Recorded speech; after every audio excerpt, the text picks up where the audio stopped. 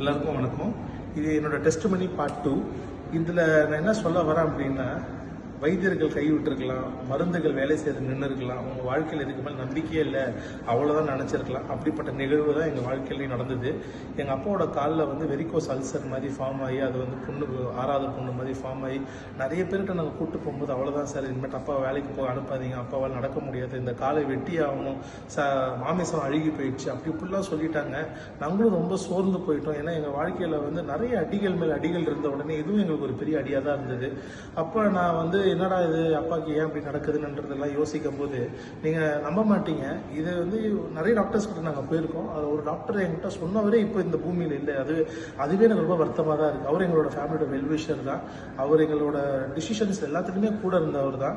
அப்போ தான் நான் அவனை புரிஞ்சுக்கிட்டேன். அலெக்சாண்டர் த கிரேட் ஒரு வார்த்தை சொன்னார், என் கையை வெளியில் விடுங்க, அப்போ தான் உங்களுக்கு தெரியணும் எவ்வளோ உலகத்தில் இருக்கக்கூடிய ஃபிசிஷியன்ஸ் வந்து என்னை காப்பாற்ற முடியல, டாக்டர்ஸ் என்னை காப்பாற்ற முடியல, அவங்க தான் என்னை தூக்கிட்டு போகணும்.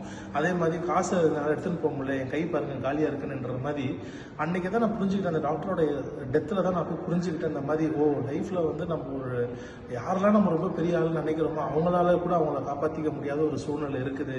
அப்போ death is uncertain, it is going to come to everybody. எல்லாருக்கும் அது ஒரு நாள் நிச்சயமாக வரதான் போகுது. அப்படின்ற போது நான் என் மனசில் நான் என்ன நினச்சிக்கிட்டேன்னா, கடவுளே எங்கள் அப்பாவை நீங்கள் எப்படியாவது இந்த காலை வெட்டாமல் தடுக்க முடியுமா, எப்படியாவது ஒரு சுகத்தை கொடுக்க முடியுமா அப்படின்னு நான் ரொம்ப மனசு விட்டு கடவுள்கிட்ட அழுதுருக்கேன். நாங்கள் குடும்பமாக ஜெபிச்சிருக்கோம். அப்படிப்பட்ட நேரத்தில் தான் கடவுள் வந்து இன்னைக்கு இந்த வருஷம் வந்து இந்த காலில் புண்ணு வந்தது பார்த்தீங்கன்னா 2021 இந்த அப்பாவுக்கு பிரச்சனை இருந்துகிட்டே இருந்தது.